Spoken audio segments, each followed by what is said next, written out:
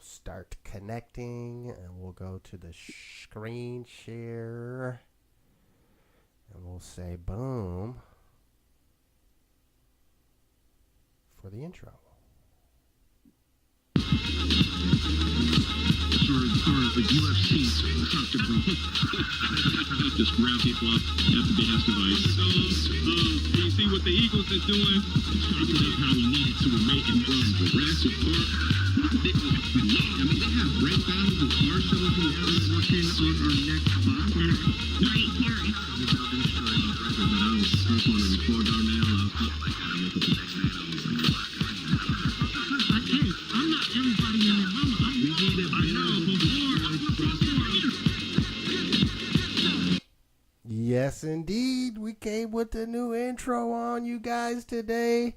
It is the Build and Destroy show. We are back once again. Another Sunday. We pop in around 5. Make sure you hit that like button and subscribe. We appreciate folks tapping back in with us every week.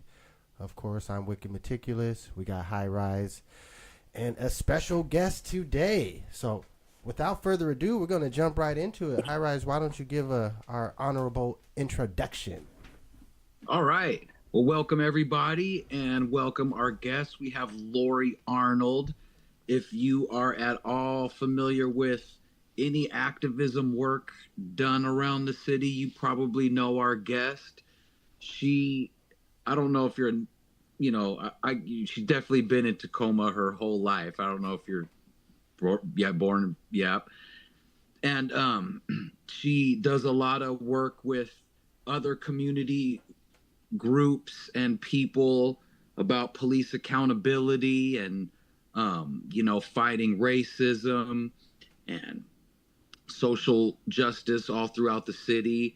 So this week she's here primarily to discuss an opportunity for the community to get involved and get some feet on the street work done concerning police accountability. And we have Laurie Arnold to discuss this opportunity with everybody. Welcome, Laurie. Gosh, thank you. What a humbling introduction. Thank you so much for that. Yes, born and raised in Tacoma, pretty much raised on the hilltop, still live on the hilltop. I did leave for a while for various things and came back. So, this is my home. This is where I grew up. This is where my roots are, and probably where I'm going to die. I can't see any reason that would change. The trajectory of my life is I am going to live and die here on the hilltop. So yeah, I've been, I guess, concerned about and relating to issues around policing and police accountability pretty much my whole life, just because of my upbringing. And then as I got into adulthood and, got into my career, I worked with youth on the hilltop. I was a teacher. I worked with gang-impacted youth. And I saw a lot of really fucked up interactions with police and my young people that I worked with. And so that brought things even closer to me personally.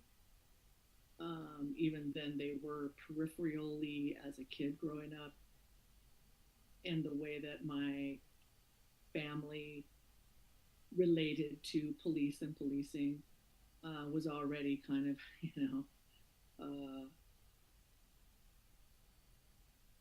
very much informed the way that I saw the interactions that I had with policing in my community with my youth as well.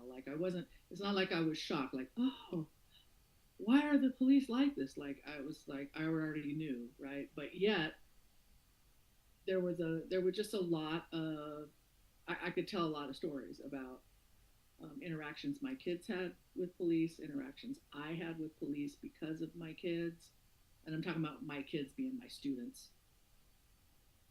Both of my kids are white like me, so they ain't never had any problematic, as far as I know, interactions with police. But, we know what that's about.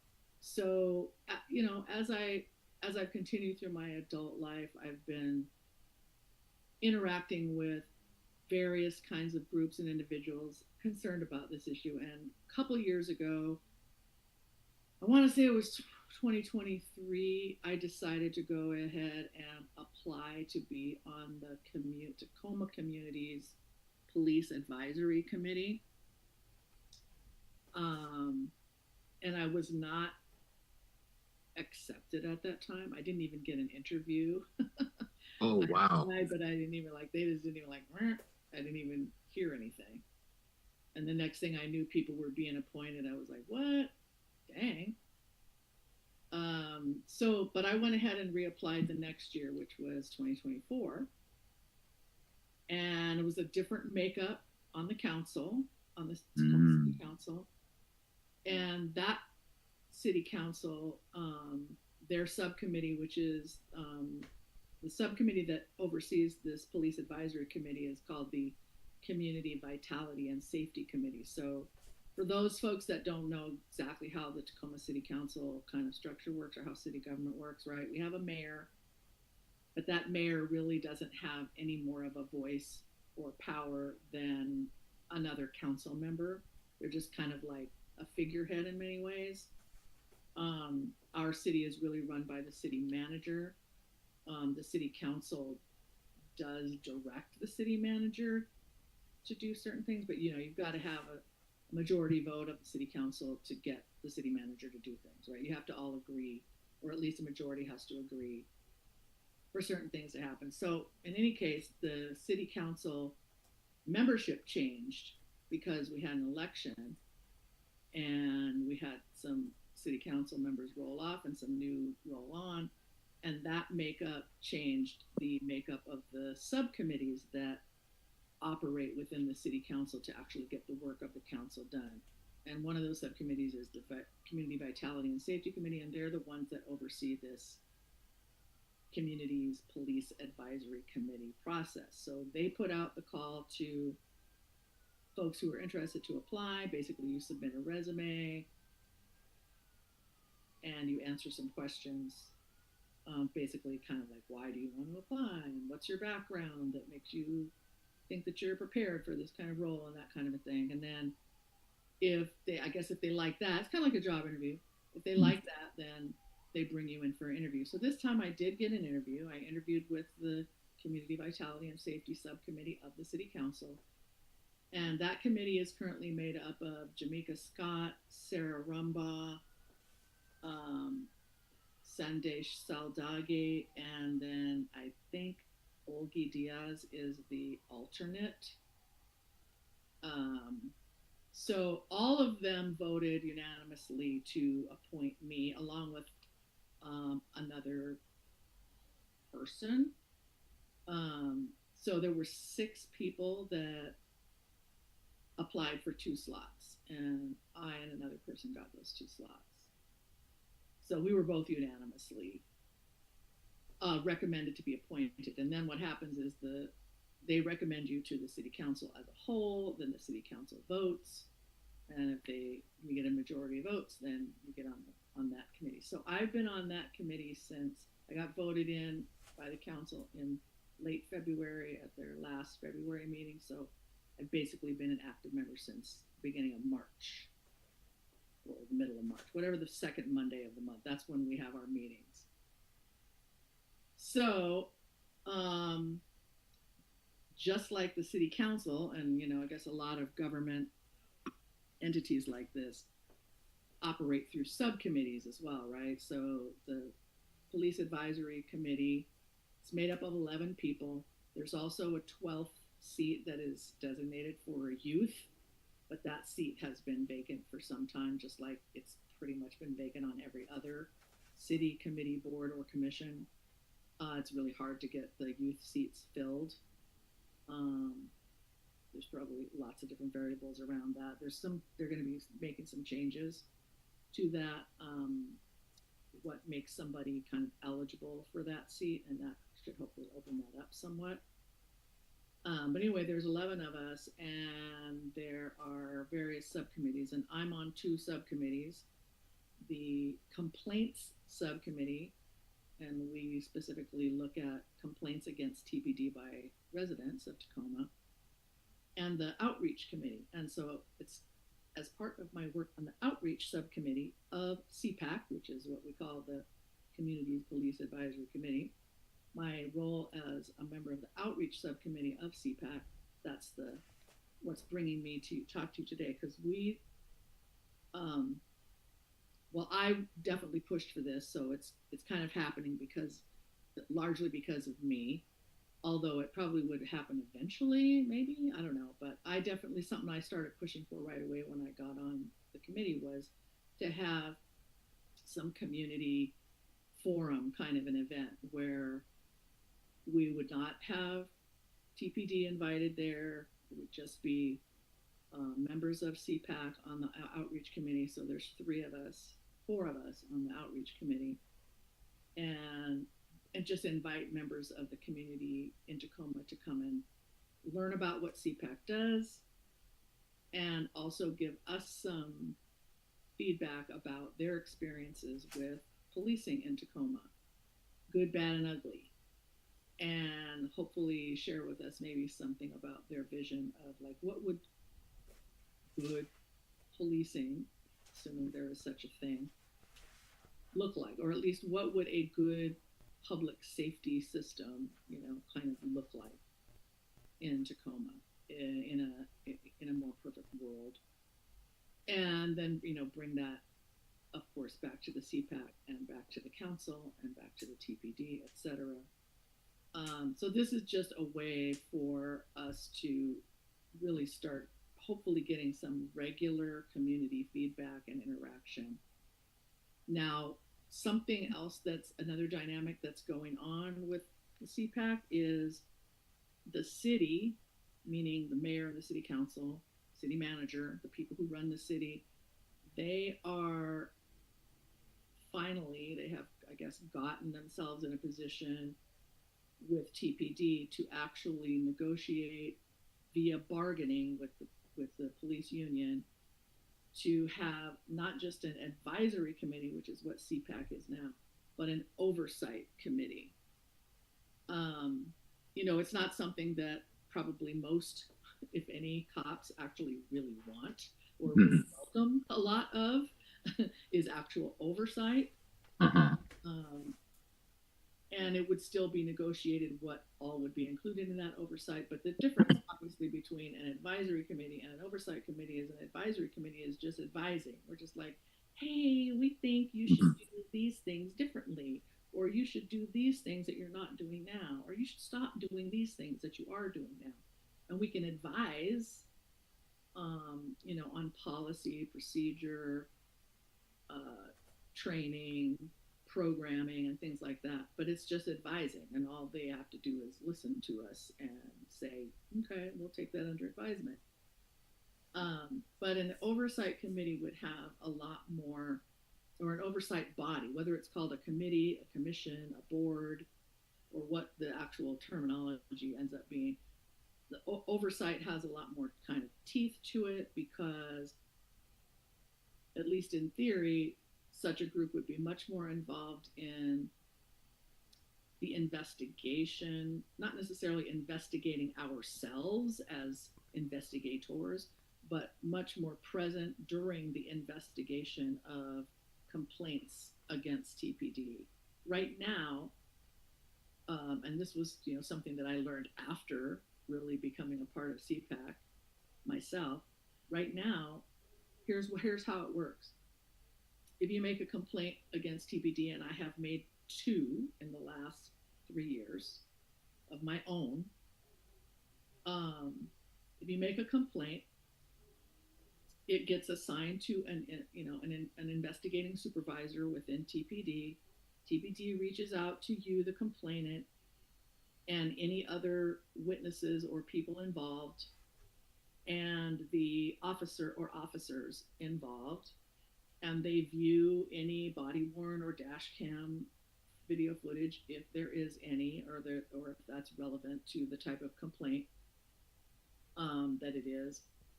And they basically make a determination after they do all of that. And there's four ways that it can come down. Either the complaint is sustained, meaning they find that the officer actually did do the things that you alleged. It could be not sustained, which means we don't really know.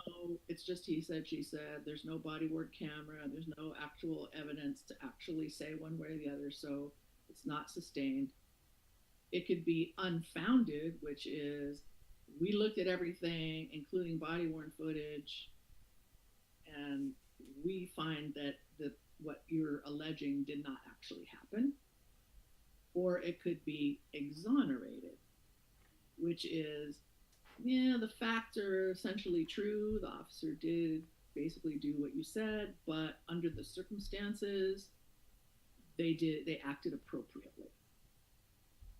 It probably won't be any surprise to you, Josh and Wicked, or probably not many people listening or watching, that not sustained is the most common outcome of these kinds of things. It probably also won't be a surprise to you to know that it takes on average a year for a complaint to move through this process that I just described.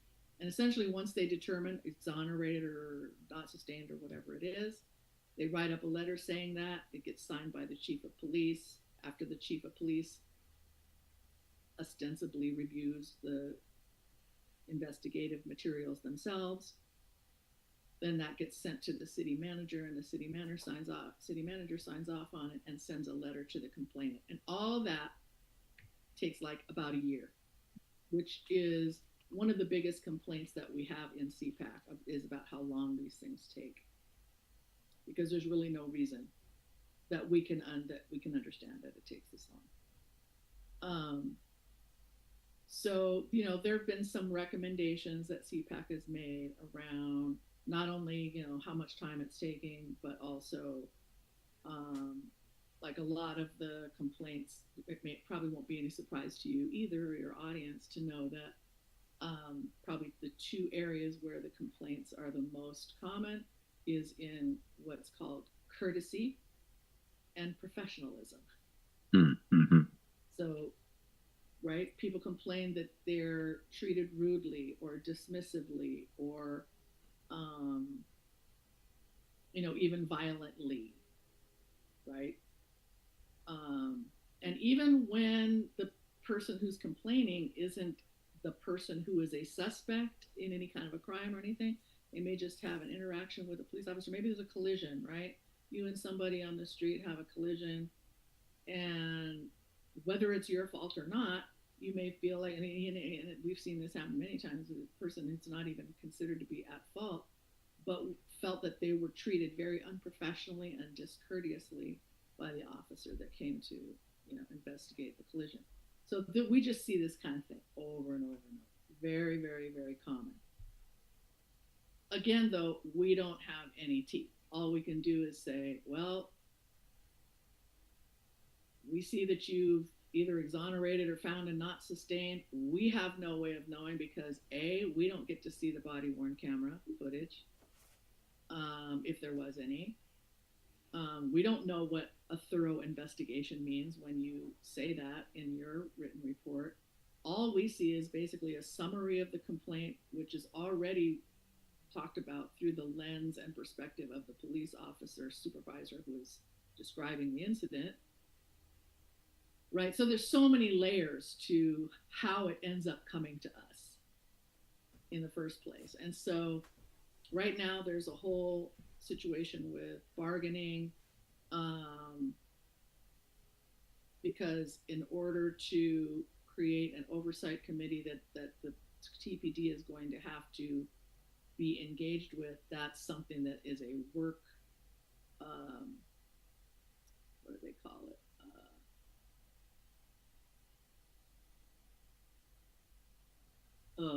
I can't remember the term, but it's basically your conditions of working conditions. That's what it is.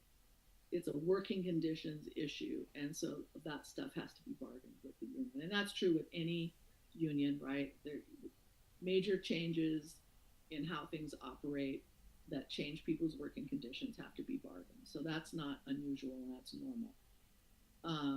But the difference here is that we're talking about a union that is very insular, very, very insulated from any kind of public scrutiny. And so that's the thing that's trying to be changed right now. And one of the challenges is that, at least in the main, the current council and mayor and city manager, well, we'll say the previous city manager that just retired, Elizabeth Pauley, ostensibly, all of these people are for an oversight committee, and so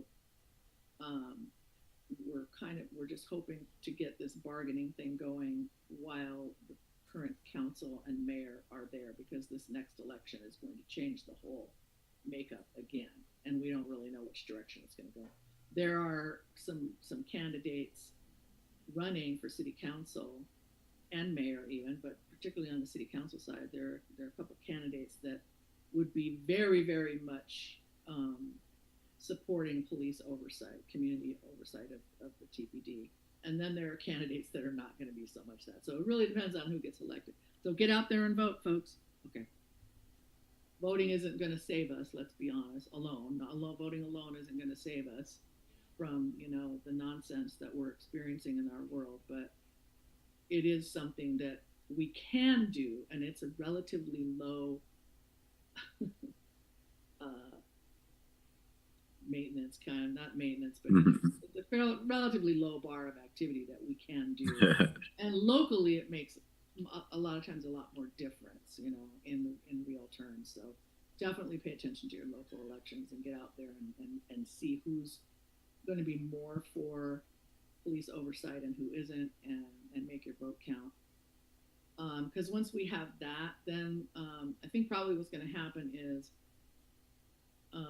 everybody who's currently on the CPAC will have to, quote unquote, apply for their job again. It'll just be a new position in a sense. So it's not going to be, I don't think they'll just transfer all of us over to this new oversight. I could be wrong. I don't actually know. I'm just guessing. That's the way these things usually go. The people who are on the CPAC currently are pretty good. Like, I feel like all of us are more or less on the same page about things, and so that's good. We don't have a lot of contentiousness around this stuff. We all pretty much agree. And the event that's going to be coming up that I wanted to let people know about, and I'm hoping folks will really come out to this and share the word around. And I can put, if you have a chat that's active, I can put some things in the chat, like a copy of the flyer for it, and a link to the CPAC website, so you can just learn more about what CPAC does as well, and how to get involved with it if you're interested. The event we're going to be put on is a community forum. It's going to be on September 20th from 2 to 4 in the afternoon at the Moore Branch Library. It's completely free. Obviously, we're not charging anybody anything. It's just a way for you to come and learn something about how CPAC works, what CPAC actually does, and what it can and can't do, what it's trying to become, and how a complaint moves through the process. I would give even more detail kind of than I've given here. But, and then some small group kind of sharing where people can just, in hopefully a fairly safe environment, because we're not inviting TPD there or any officials like that. So people can just kind of share what their experiences have been and what they would like to see public safety look like in Tacoma. And so yeah, that's the nutshell of it. I would love it if you guys had questions or wanted me to touch on anything else that maybe you might think that you already know something about, but maybe I didn't talk about. Yeah, I've got a couple things, but I want to just reiterate, hey, we're promoting this event for the public to come out and speak and give their concerns on what you feel like community policing and protection should look like. So please mark this on your calendar. It's next Saturday. That's September 20th. It's 2 to 4 p.m. And that'll be at the Moore Branch Library in Tacoma. That's 215 South 56th Street. My first question for you is just about the whole bargaining process with the police in the city. And from my knowledge is two of the members of your committee were supposed to be included in this in the bargaining talks, and at some point they got kicked out. Is that still the case on what's going on? Yep, that is still the case. So there were two members of CPAC who were voted on by the CPAC committee as a whole to represent CPAC and therefore the larger community at the bargaining table. This part of this happened before I came on, so I'm not super clear. I wasn't clear at all about how this was all supposed to work, and I was operating under some misapprehensions myself about, and I shouldn't have been, because I should have known better. I should have known better, but because I had thought, or I made some kind of a silly assumption that the people from CPAC were actually going to be part of the bargaining and actually have a voice in it. No, that was never the case. They were just basically going to be there to observe and listen and kind of take notes, and kind of like a jury situation where you're not supposed to talk about anything until after it's all over. You know, they were going to have to sign, non-disclosure agreements to not talk about any of the things because it's all confidential until later, and even after, maybe there would be certain things they couldn't talk about, but they could at least give the community a report back on like how things went down in general, like give some insight to the community about how the process was, whether it was, seemed fair and equitable or not. So the two people that were chosen to be on it, I'll try to tell it in the sequence that it happened. We found out at the CPAC meeting, I think it was after, maybe they had, the two people, the bargaining team had met maybe once to have like a meet and greet.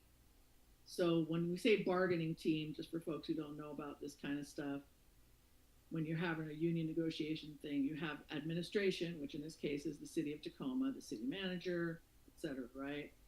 The city staff. Not even the city council. City council people are not part of this bargaining stuff at all. It's literally basically an attorney that's employed by the city manager, a labor attorney, right? Or a labor negotiator. And then the same thing for the comp side. They have their labor negotiator. And basically these people sit there and negotiate stuff. And then so CPAC was going to be at the table to just kind of be observing all of this.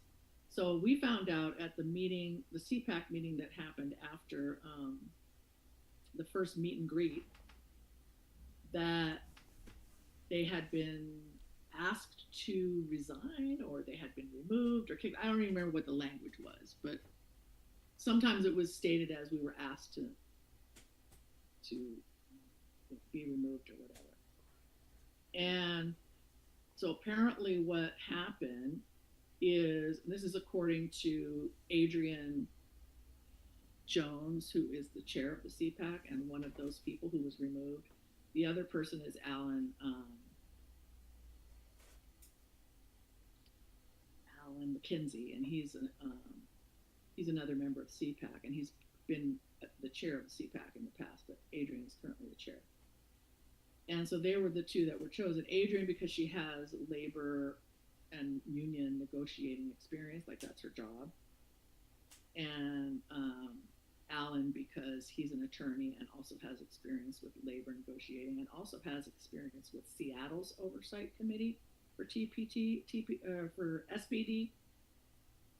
And so like they were like, really good for this role because of their background. You don't really have to have such robust background to do this because you don't really have to know a lot about labor negotiations or laws or any of that because you're just supposed to be listening and observing. You just need to be a reasonably intelligent and reasonably informed person.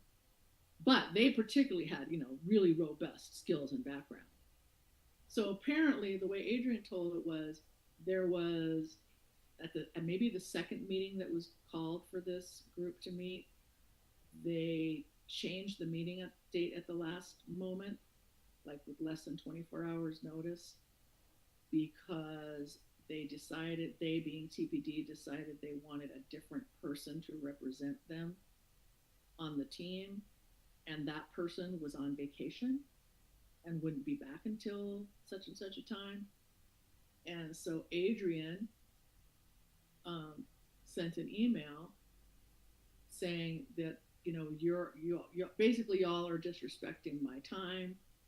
I took, time off work for this. That means that's money that I'm losing. That's, paid time off that I'm losing. That's hitting me in the pocketbook. And this is white supremacy culture at work. And this is what, I'm just calling it like it is. Well, TPD got in their feelings about that. Mm-hmm. And basically said, well, we don't think this team can be unbiased and objective in this bargaining situation.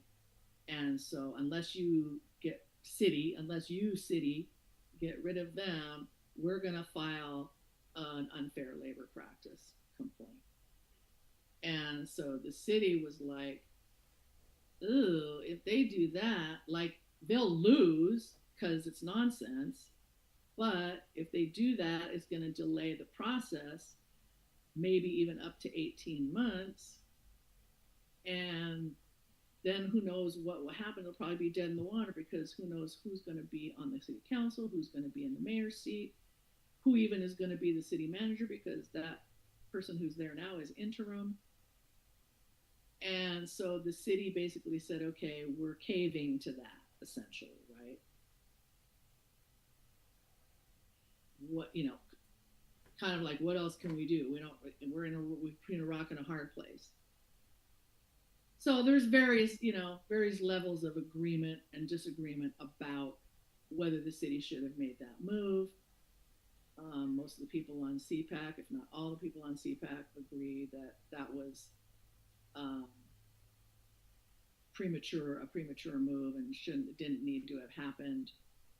But now that it has, and those two have been removed, where it stands now is CPAC said, we want you to reconsider reinstating the two, and failing that, if you're not willing to do that, because we all voted, this is who we wanted, but if you're not willing to do that, you need to give us a path forward for getting two people onto this bargaining team because we're not letting go of that. So the city manager did respond to that very quickly. And he said, we're not going to reinstate the two people because circumstances haven't changed, whatever that means. But we haven't actually started bargaining, according to the city manager. We haven't actually started bargaining, and we are not going to until two people, until community people are represented. So that's what he said in the letter. We haven't started it. We're committed to not starting it until the two people. So he said, we want you to give us names, and ideally up to 6 names, so we have 2 people to pick from. So those names have been submitted now to the city manager, and that's where it stands right now. Well, I appreciate that update. Yeah. Yeah, because I heard Adrian speak about it. So I have a little bit of knowledge on what's going on beyond what, the regular community and public is really aware of. Unless you're like really deep into this stuff, you have no idea what's going on. Right. Well, I high mean, rise, what do you you can got? get some of it by watching the CPAC meeting. Like if you go back and look at the video recording of the two CPAC meetings where we discussed this. The first one where it was announced that they were removed, and that was the August meeting, and then we had a special meeting, um, like a off the regular schedule meeting of CPAC to discuss it further at the beginning of September, and those are both, it's open meetings laws, so these meetings are all public. So you can watch the recordings of them, and you can hear, what all the discussion about what we were having about it. But yeah, you probably, if you have individual one-on-one convos with people, you can probably get even more insight sometimes. But yeah, that's the basic gist of it. Did they give you a timeline maybe on when they let you, when you're supposed to hear back about the people they chose? No, they didn't. Although, I think the city manager is supposed to be at our next meeting, which is whatever the second Monday of October is. But by that time, you guys will have some good. I don't see why they would have to wait longer than that. I think we should know by then, if not sooner. But that's a good question. I have not heard a timeline about that. Were you saying something, Whitney? I'm sorry. I was just gonna say, well, I mean, at least by that next meeting, you guys will have this community forum. Hopefully, there's a good turnout there and get some more, community input on what they want to see. Because I feel full-heartedly that if the broader public really knew what was going on, like even if you don't have any negative personal experiences with police, you'll still appreciate and understand that we need to have firmer abilities for community oversight and to actually have a seat at the table when it comes to the negotiating, not just being in the background taking notes to go back to the committee with. Like, I think the broader public would be on board with all of this. We just got to get the word out, help get the word out. Right. I mean, honestly, it's in everybody's interest, no matter what your experiences with police are, for there to be community oversight. It's just in everybody's interest. It's in the cops' interest. Yeah. Even though they don't, most of them anyway, believe that, because they really do, they have really bought into a lot of the notion that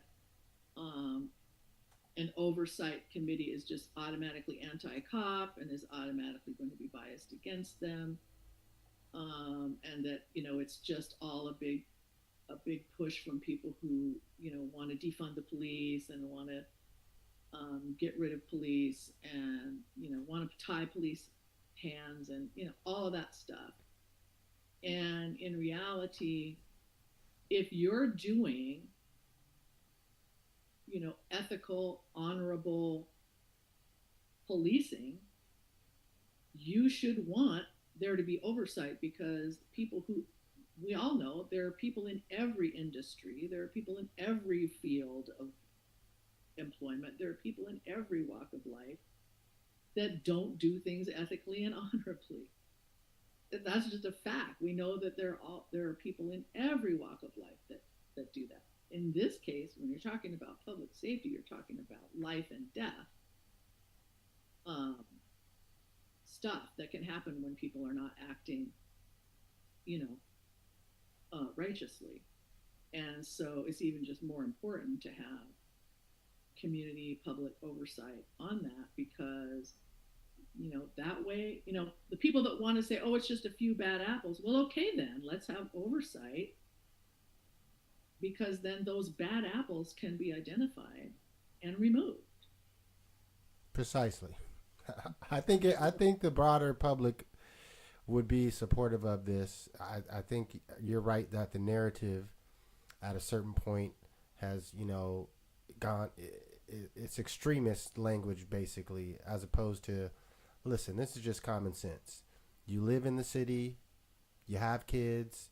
If you don't, you still may go out for a late night evening, and you want the public safety officers to have some sort of accountability, you know, and we've taken steps to get closer to where we need to be from just even having body cams at all.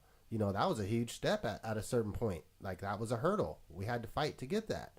And it's just, we just need to continue the fight and keep pushing and really try to bring more people in, because it's, whether we're talking about, you know, policing or any subset of issues that affect the community, there's really, you know, small groups of individuals that are really out there, a part of trying to make any sort of change. And if we can just bring more troops in, like, the work, I think will get easier from that.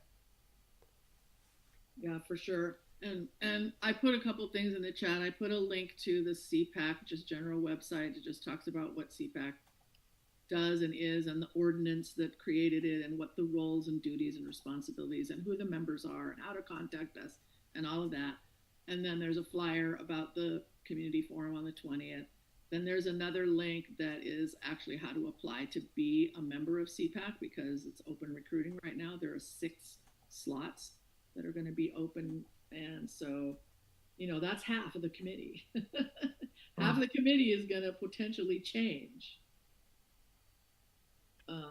based on who applies and who gets on there. So, and then the last thing I put up there was just a little brief kind of flow chart handout that describes how a complaint moves through, kind of just a little visual version of what I described earlier on.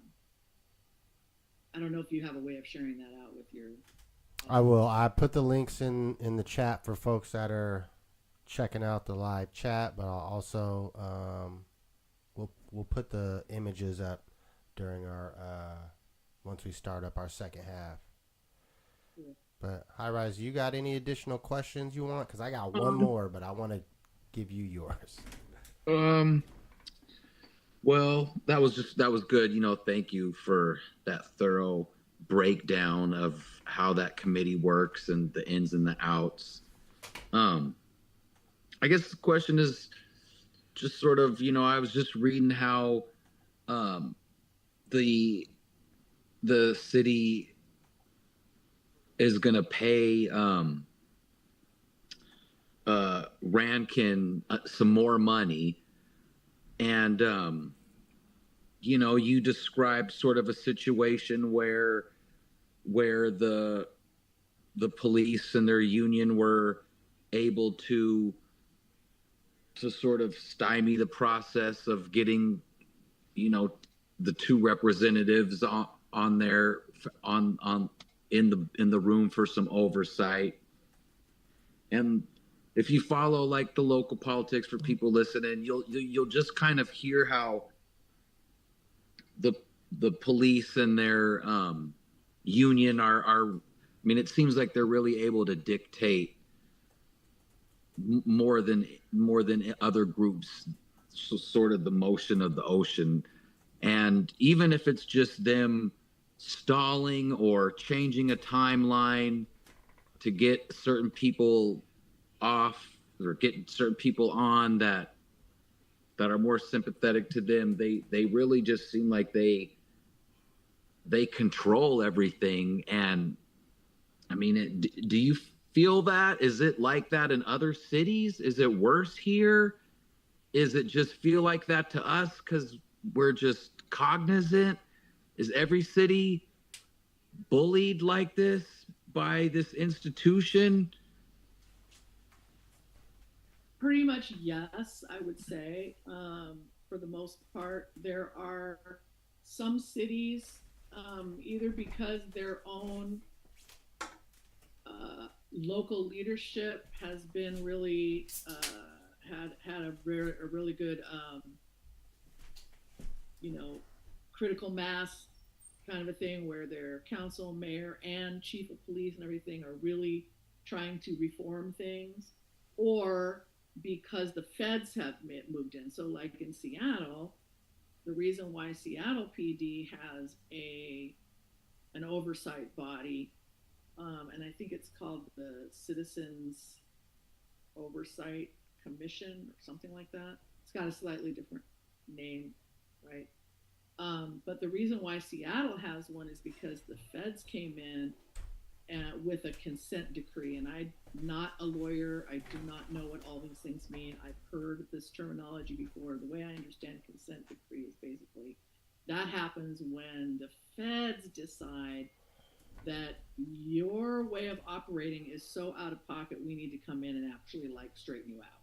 Mm-hmm. And so one of the stipulations of the consent decree was you must have a citizen oversight review type of a board. And so that's really the reason Seattle has one. And I believe that consent decree just expired really recently. Like that was like a 10-year process. And I don't know a lot about this, but what I understand is that like the reason that expired and wasn't like renewed necessarily or is not continuing is because the Seattle Police Department substantially, made substantial improvements. I'm putting quote marks around a lot of these things because the bar for what's considered improvement is, horribly low as far as I'm concerned. But ostensibly they improved on enough stuff that the feds are like, okay, I guess you guys can kind of, you've had your training wheels now or whatever, and now you can go off on them and do better on your own. We all know, though, that even in those 10 years that all of that was operating, a bunch of nonsense has gone down with Seattle Police Department. So the short answer, though, is pretty much. They have very good lawyers. And there's something else I wish I knew. I would really recommend that folks go back and listen to the last two CPAC meeting recordings. If you have the chance, just pop it on and just listen to it while you're cleaning the house or something. Because there was a really good comment made by a community member named Sally Perkins, who is really involved in a lot of stuff that she's just kind of a workhorse. She goes to all these kind of meetings and she studies on this stuff. She's great. But she brought up something about how in, I think it was 1992 or something, somehow or other, that council mayor combination gave up a bunch of power, ceded a bunch of power to the TPD. And I don't understand all the ins and outs of it, but she might be a good guest. She would be a good guest. I'd like to hear that broken down. That's interesting. She would be a great guest. She knows a lot of stuff. She's very sharp, and she goes to all the meetings. She goes to all. She's just a quiet little force. And she speaks out at the meetings. She speaks out at the city council. She speaks out at CPAC. I hear her wherever I'm at. She's at. I mean, I can count on she's going to be there, and she's more there than I am. And I thought I was there quite a bit. When I say there, I mean at the places, where things are happening. Yeah. But yeah, basically they are able to really dictate and keep a strong control over how much community has any impact or say over how the police department operates, including, the city leadership. Like they have a good stranglehold on all of us in many ways. Well, I just dropped the link to the Community Police Advisory Committee website on Tacoma.gov. That is where you can find the minutes and the videos from these meetings, and the videos are right there for people to check out. And you can attend these meetings and you can speak at them. There's public comment, so you can come and say stuff. So that's second Monday every month? Second Monday of every month, 6 p.m. And the link is on that website. It's a Zoom link, just like this one. You just show up and you listen to the meeting, and then at the point of public comment, they ask if there's anybody on the call that wants to say something. And you can actually attend these meetings in person too, but hardly anybody does. Everything's pretty much on Zoom now. But it's both. You can go in person down at the municipal building, or you can just do it on Zoom. Yeah, and this is interesting. So it's the committee is actually, it's broken down. There's one committee person for each district, 1 through 5, and then 5 at-large positions, and then that youth seat. Yep. And what they're changing about the youth seat is, and when I say they, I'm talking about the city council. And Sarah Rumbaugh has actually been leading this particular charge about this. Historically, the youth seats have been for 16 to 18-year-olds. So anybody 16 to 18 years old could serve on any one of the boards, commissions, and committees, including CPAC. But I guess what people are kind of theorizing is that the high school age student, the ones that are going to be the most likely interested in doing this kind of thing, are already heavily civically involved and already doing a lot of extracurricular things in addition to being in high school all day. And a lot of them are also working and stuff too. So it's just really hard for them to do.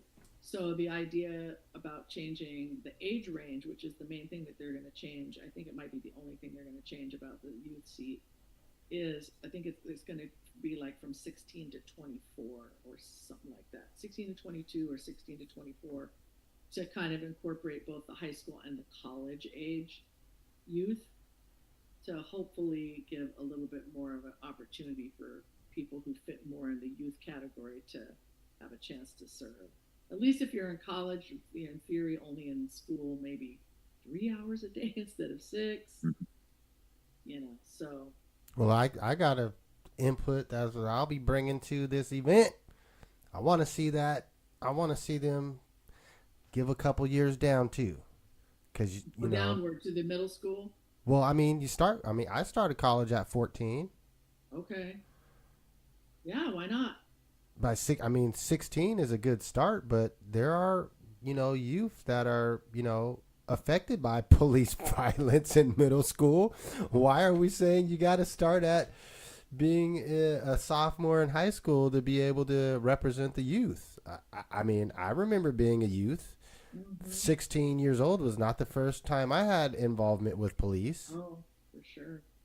So I'll be bringing that to the event for one of my comments and suggestions. Before we let you go, I did want you to give us just a brief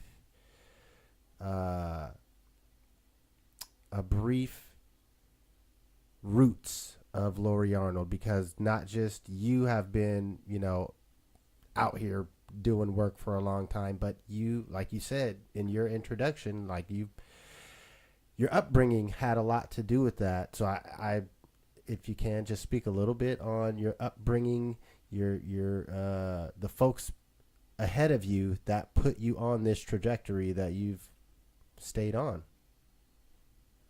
Okay, sure. All right. So, yeah, I was born at what was then called Mountain View Hospital. It was, what folks used to call the county hospital. In other words, the public hospital. In other words, the poor folks hospital. Mountain View General Hospital was over there on 30-something and Pacific. Later on, it was Puget Sound Hospital. Later on, it was like a drug and alcohol treatment center.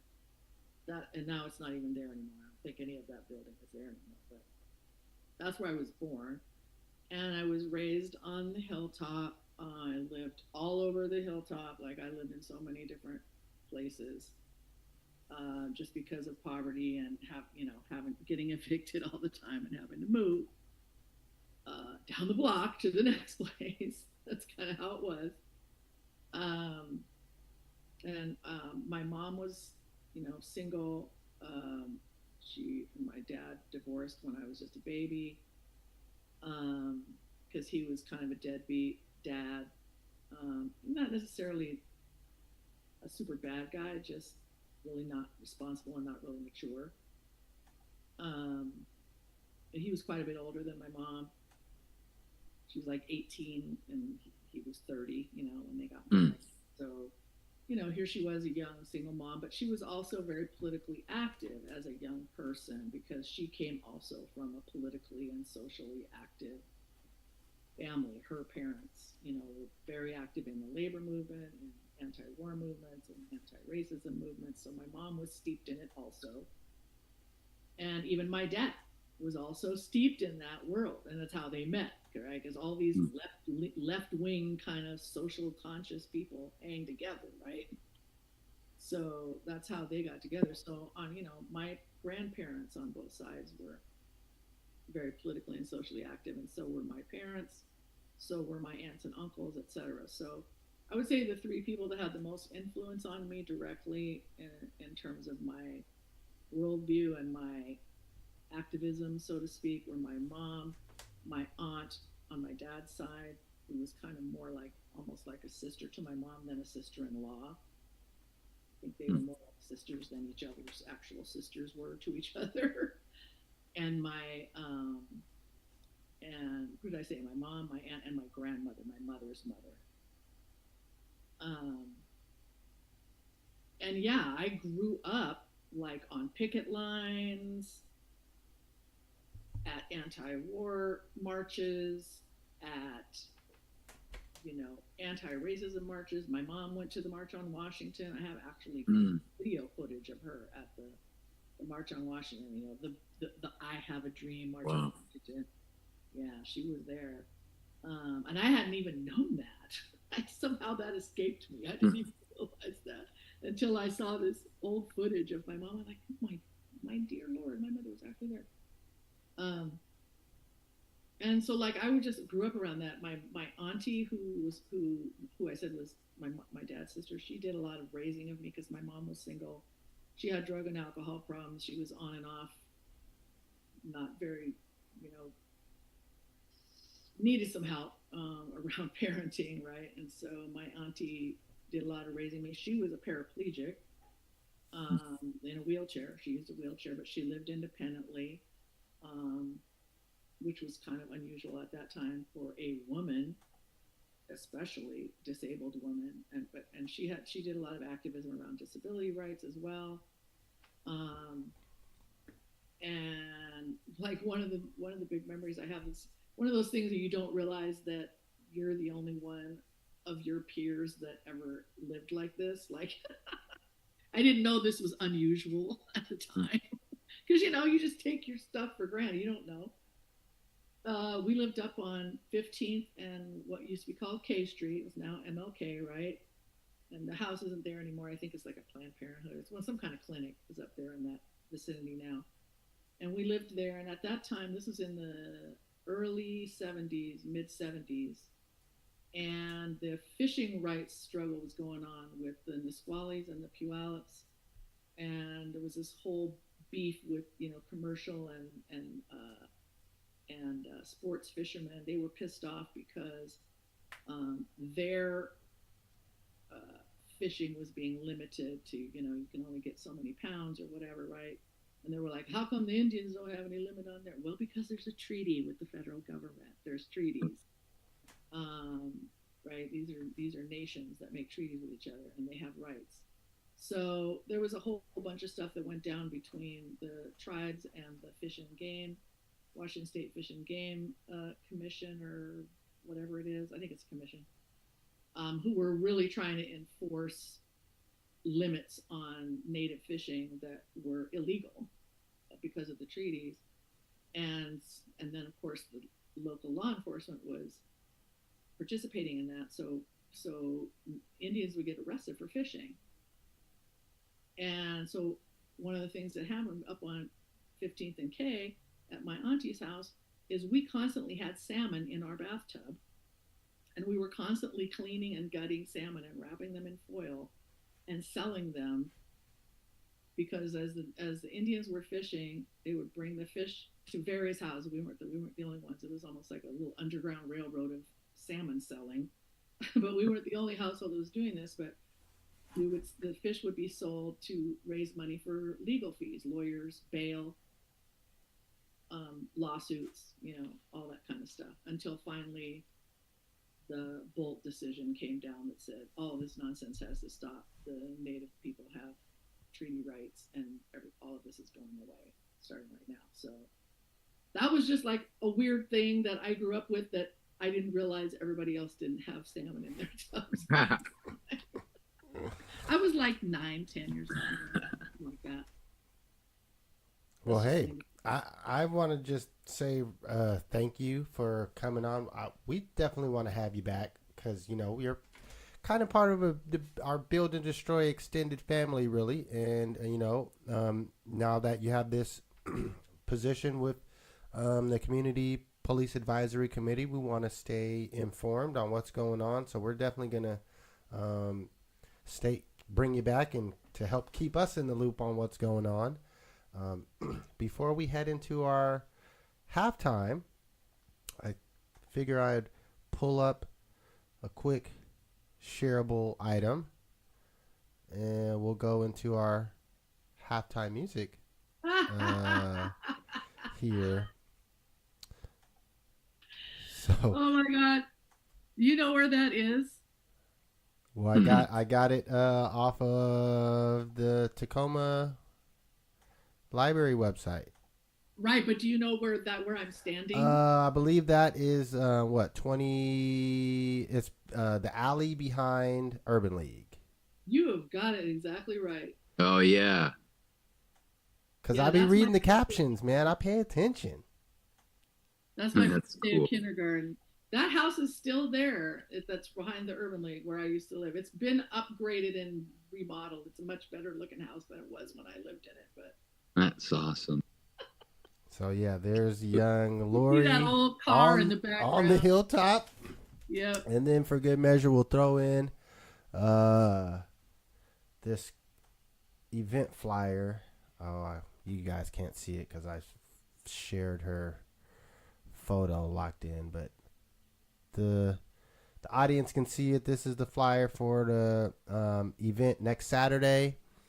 Please show up and have some ideas and comments to give. But We'll have snacks. hey, you heard that? Snacks will be there. So, yeah, once again, Laurie, we really appreciate you coming through, and we'll definitely have you back. For all our new folks that don't know what's going on, we're heading into our halftime music break. We got a return playlist coming back for you. Just sit tight. It's about 10 minutes, and then we'll be back to talk about our hip-hop topics for today. It's the Build and Destroy Show. Hit that like and subscribe button. Thank you, Lori. Yeah, the world is a circus. Bunch of clowns running around in clown cars.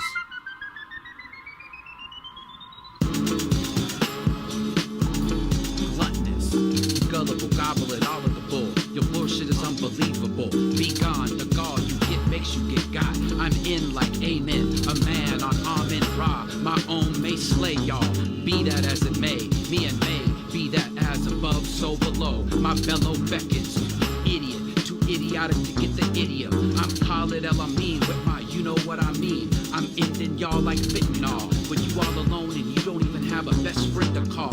I get so excited, I almost suicided. Atoms divided, molecules collided. Behold what is within, no break, all bend. Build and destroy Kalana pin, so cold with the pen. Bad, prosperous, pronounced preposterous. I've been there and did that, went there and went back. Brought the buried treasure home in my backpack. On, and it's like that.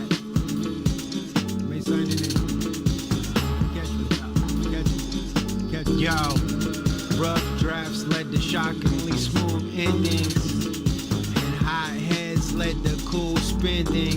Micronutrients led to mic grips, not dubious. Life slips away, the vice gets the play. Found localized in a global fray. Mobilized junctions in the clay. What was upwards was downwards. Once pondered with sound nerves. My nouns occur when I'm grounded to the earth. The resting place resembled the S shape. You question fate while the destined wait. Naked and not afraid, your greatness has behaved. Calibrated egos from amalgamated peoples. Downgraded steeples, the town made it evil. Years fortified lectures from a clean soul. Definite shooting that seems whole. Definite test of a prerequisite for my etiquette.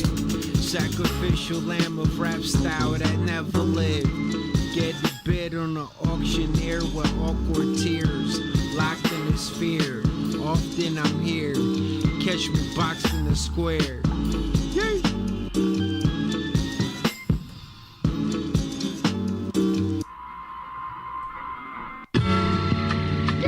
Check, check, check. Tell James. Check, check, check, check, check. Shout out to Doug Check, James. check, check. Check, check, check. Okay, you picking me up? Okay, I can't hear myself. Oh, okay. I remember the days. Don't forget the big picture when little things change. There's no more supper in the evening. The medicine's too sweet, and the kids so woke they just wanna go to sleep, go to sleep. Yeah, just go to sleep. Yeah, no more supper in the evening. The medicine's too sweet, and the kids so woke they just wanna go to sleep. Politics as usual, the sheep were sleeping on the way, the shepherds wanna do them foul. Numb to the knife, sinking deep in the flesh, drink death to the morning, cause they mourning in the evening, stepping over dead bodies to get to the new J's. Sleepwalking, water voices of no reason, keep talking in case you ready to give it all to the dead beats. Besides, pride is where your heart and your head meet.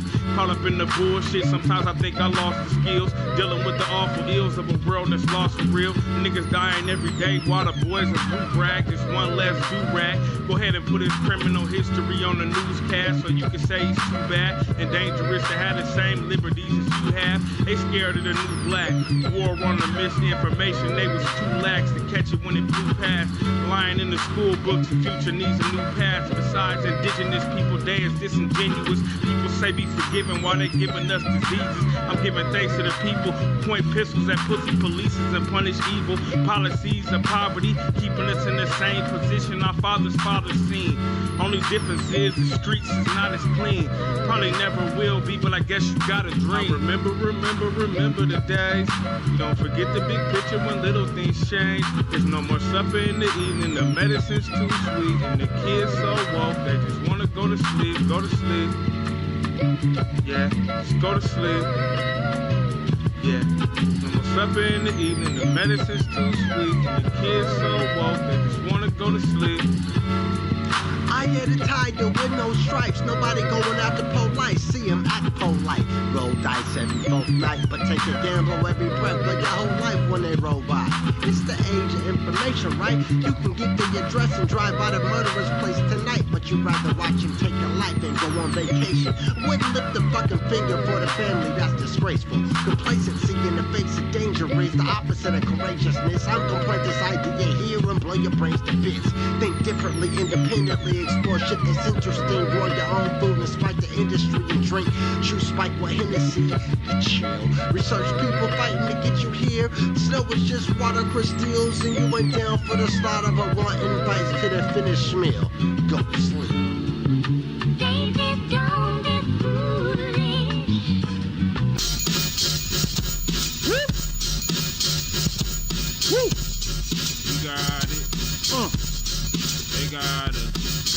Something, be ready to change it, rearrange it, move the extra baggage to the basement, making minimum wage for enslavement, confined to the policies of a corrupt corporation. Speak your voice, use your language, cuss they ass the fuck out, don't be ashamed. I ain't on that Danny Ainge long range with the aim shit. I ain't passing up spare change, Bitcoin financial arrangements, checking for them savings, misbehaving in the retail haven with the cash sandwich, bread with the cheese in between, misled by TV screens in the magazine. Analytics from the stream flowing serene. Now my palms itching crazy, someone owe me dividends. Or it's the pond contaminated with chlorine. Now I ran out of lotion, money like an ocean. Damn, I just swim in it. We so intimate with who we doing business with. So when they task us, we ask them what the credit limit. You got a good head on your shoulders where you're heading with it.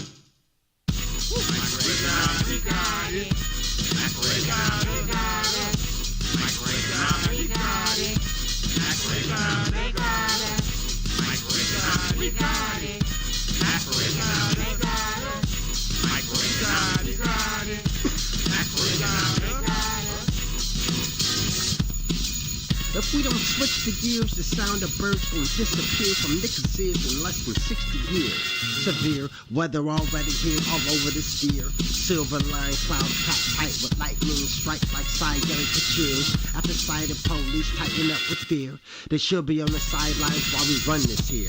The 1% get killed and they family get it. Plan for multiple missions, extra ammunition for each gun you build. Fuck 100 bills, get silver, be a pyramid builder. In the field of nightmares, the concrete jungle obscures. Jewels you'll find there. Stomp through pools of white tears like rhinos, we pioneers. Find holes in the game of survival, divine spirit in the flesh. But your mind gon' rewind lyrics, listen again cause the rhyme's strong.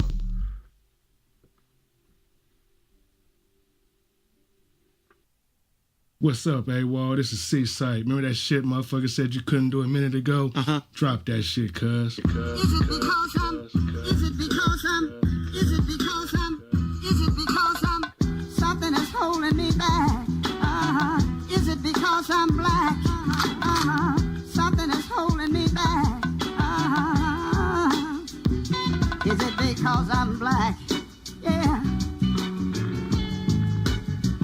Look, in this cold world, the government thinks I'm a pawn. Thinking I don't know the game, they trying to do me like Trayvon. AWOL got love for those that snipping coupons. Walking blocks, host on cops, getting they bread and soup on. The ones swerving in the coops, on the court playing hoop. The ones that ain't got rides, calling their homeboys to come and scoop. Barbershop, Dappy Live, haircuts for 3.5s. CDs, DVDs, a pair of Jordans for the night. Open mics, graffiti artists tagging on site. Bad kids knocking your trash can over on your bike. Fundraisers for the tykes, keeping the academics right. The ones that influence keeping the most high in your life.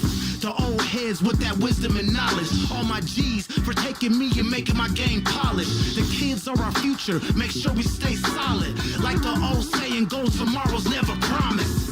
Life's a bitch, I'm getting head till I'm dead. Sucker ducking feds, focus on my bread. If I put my hands up, then I'm aiming to shoot. Because police don't give a fuck, they trying to take us out at the root. Something is holding me back.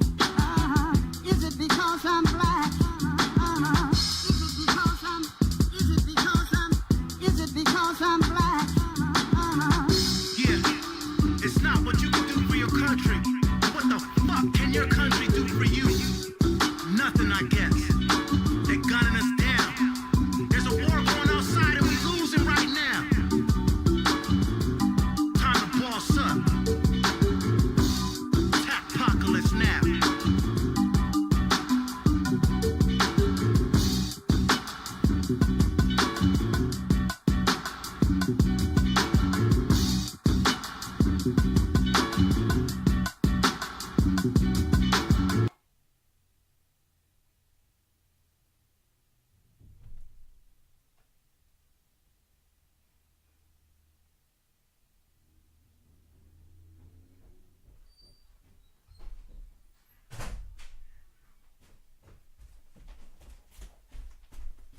Yeah.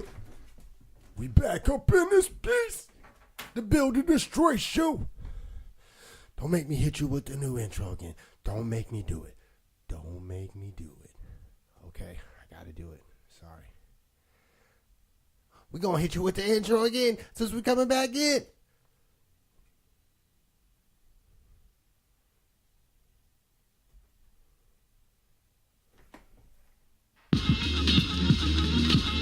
Let's go. The UFC's comfortable. Just round people up at the behest of ice. You see what the Eagles are doing? Talking about how we needed to remain in Jurassic Park. I mean, they have break battles and car shows and now they're working on our next podcast. Right, Harry. First one is for Darnell. Hey, I'm not everybody and their mama. We need it. I know, before.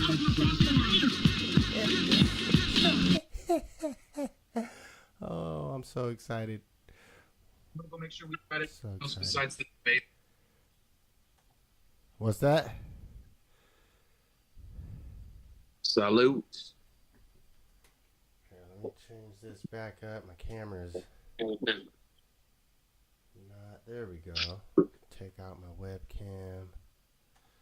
Boom. That looks better. We'll stretch you out. Well, hey, man, that was a great Laurie interview. Yeah, always a good interview. She's a pro, well informed, good talker. You could tell she stumped for her causes before. She knows how to get the word out and all of that. She's a seasoned activist. Yeah, well, it'd be cool to have her back on just some Tacoma shit because, we get a lot of people talking about Hilltop during the 80s and the 90s, but I'd love to hear some in-depth of, what was it like in the 60s and the 70s, and compare and contrast the decades and break it all down for us in her mind, how that all plays out. Heck yeah. No, we're going to have it back for sure. Yeah. Just adjusting our sizes here, make us look cool and large on the screen. I got to go do some stuff pretty soon. I got to hit the store for some school lunch materials. Okay, well, let's try to let's just do a run through on the few topics here. Yeah. Well, first and foremost, let's give a quick reaction recap to the fights that we saw yesterday. Go get a tomato really quick. Man, I gotta say, like, personally, when you see somebody like a boxer just tap up somebody like that and win on points, and you don't have to see anyone get knocked out or any eyelids hanging off of faces or any ears cauliflowered up or anybody super knocked out, and you get to see somebody just really win off of the technical martial arts skill of boxing. I prefer that. Some people don't. Some people want to see some big gore or whatever. But I honestly, in the end, I don't like seeing people get hurt that bad. And I like watching somebody win off the skill like that. Well, yeah, the Crawford, he definitely did his thing and earned his stripes and proved himself to himself in the world. Like, you can't dispute the undisputed fight. Like, it was for undisputed, and he went up in weight classes. So I thought he served it. There was some awesome fights on the undercard. Hold on, I wrote this down. Brandon Adams versus Bohachuk, the dude from Ukraine. To me, that was the fight of the night because it was nonstop battle. All right, next topic. Have you heard the Glorilla diss versus Young Thug? I've only seen the reactions. I haven't seen the diss. So you know me, I don't follow along with all the the new hip hop stories and the politics and what's going on very closely. But I know enough to where these Young Thug phone calls has been coming out, and he's talking shit about everybody. And one of the persons he talked shit about was Glorilla, talking about she's ugly. Is this where he talks? He under that too. People were mad at him about that. You're breaking up a little bit. Is this the same dude? You're breaking up a little bit. go ahead. I'm listening now. Then just go ahead. So yeah, so Keep pretty going, much then. all these Young Thug phone calls has been getting leaked out, and it's been like one at a time. But in each little phone call, like all he's doing is talking shit about people. And yeah, and I guess he was talking with his girlfriend, and somehow Glorilla came up, and he's like, yeah, she's ugly, and da-da-da-da. So she drops this diss song, and the concept is, I can't remember the name of the group that made this. It was a song where they're saying something looking boy for the whole song. And that was the theme that she took. Yeah, you just got to listen to it. It's a definite roast fest, and you wouldn't have expected that. I mean, for me, I don't know much about Glorilla at all, except she's a young woman rapper. But this let me know that she was not playing about being called out in this phone interview, because she went on a roast fest. Hey, good for her for defending her honor. Okay. Is this the same phone calls that Thug was talking bad about Andre 3000? Is that? It's in the same series. Like it's been a series at this point. Like each new phone call is like 2 or 3 new people that he's calling out. I think the Andre 3000 one might have been like episode 3 of the Young Thug phone calls series. But yeah, the most recent one was him apologizing. Apologizing to everyone. But yeah, she still roasted him. But yeah, just make sure you listen to that. Okay. What do you know about Street Fighter, the video game? Not minimal. Okay, minimal. We'll skip that. We'll bring that up for next week when May is back. What about we seen that Cash App ad with Timothee Chalamet? Yeah. And it's all about they didn't even bring up Bitcoin. I think they lost in that ad. Cash App had an opportunity to really capitalize on mentioning crypto or Bitcoin or blockchain. They didn't bring none of that shit up. It was a good concept of them talking about the grandfather trying to sell shit, and he only takes shells or beads or livestock. But they didn't. They should have expounded. Yeah, you're right. They took a baby step. I mean, but that was an opportunity for everyone has Cash App. You're not selling the app. Now you're just telling people, yo, you can do crypto on this too. You can buy stocks on this too. They didn't tell nobody that. No. So they lost on that. Okay. Yeah, I feel you. I hear you. Okay, last one for the day is the Clipse and John Legend. The Clipse as the first rap performance at the Vatican. Huh. You ain't seen that? Okay. No. But yeah, they performed the lead off track from their album about their parents' death. It's called Birds Don't Cry or something like that. Like, were they performing for a pope? I don't know if the Pope was out there, but it was at the Vatican, and there was definitely a crowd and a real band, like orchestra, and John Legend was like, it was a real performance for people.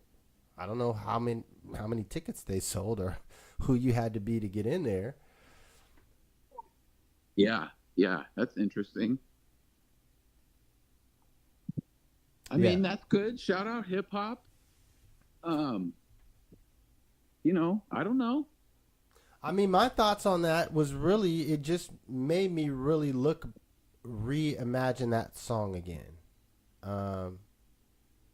And, it's talking about parents, but it made me relook at it from the perspective of some sort of spirituality, in that they may have, or I think they did, touch into that realm of where only someone like Tupac and DMX have really made it into that realm of some otherworldly God spiritual without being a gospel rapper or preachy.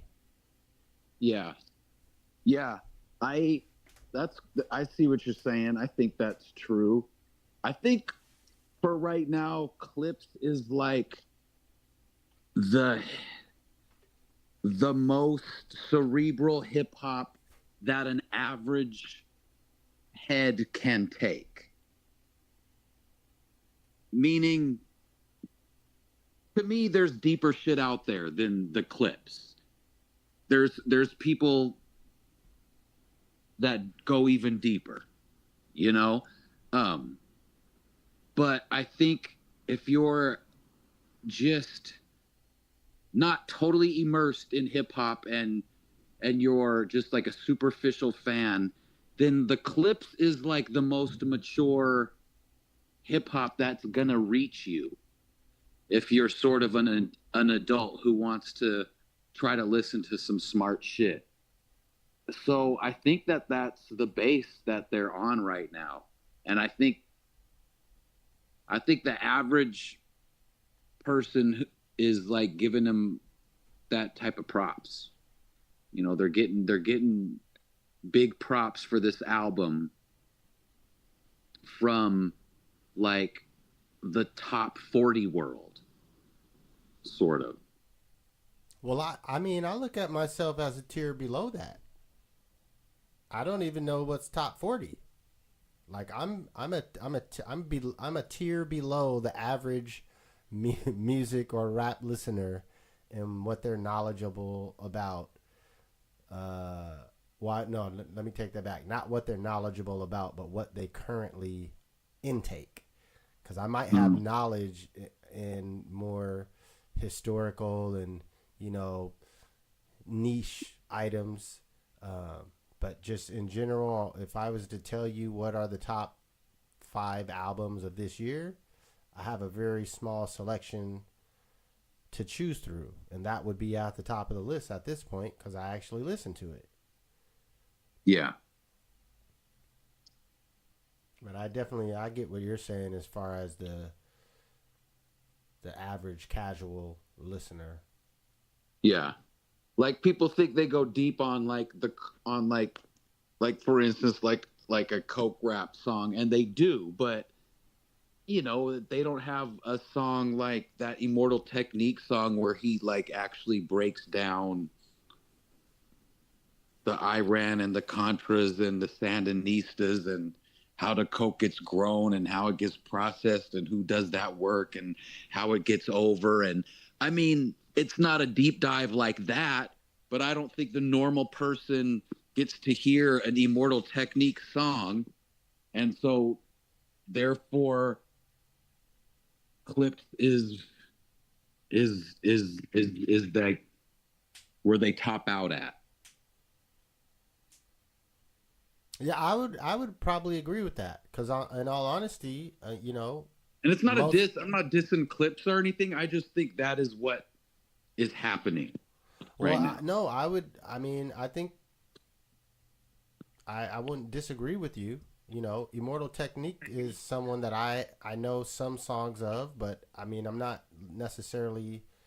can't necessarily put a bunch of his songs on repeat and just like, and the replay and listening value. Like, it's like Raz Kaz and Nature of the Threat. Like, This is a fucking 10-minute song.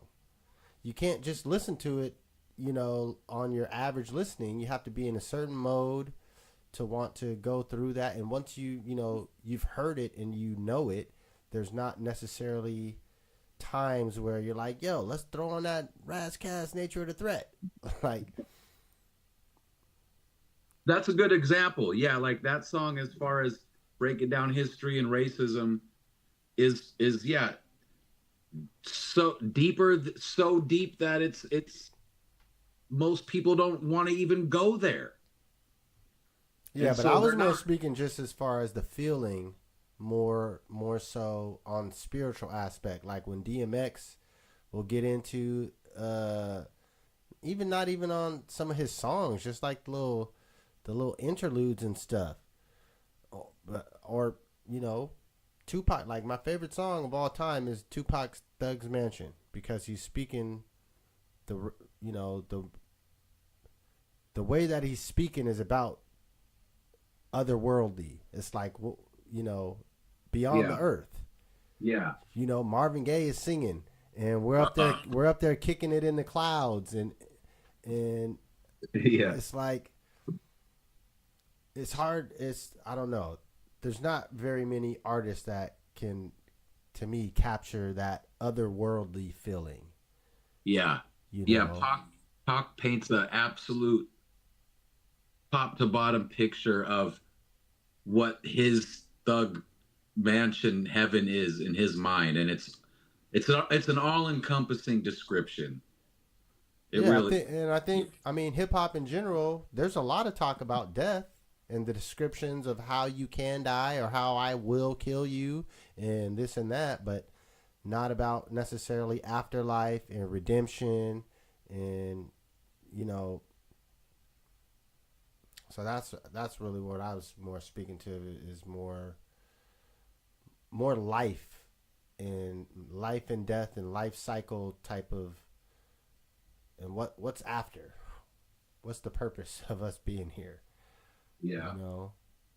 So, but that was it. We'll save the I'll save the 50 Cent as Balrog for May next week. Okay, I don't know about that one either. Yeah. All right. Well, yo, we're going to end it here on this one.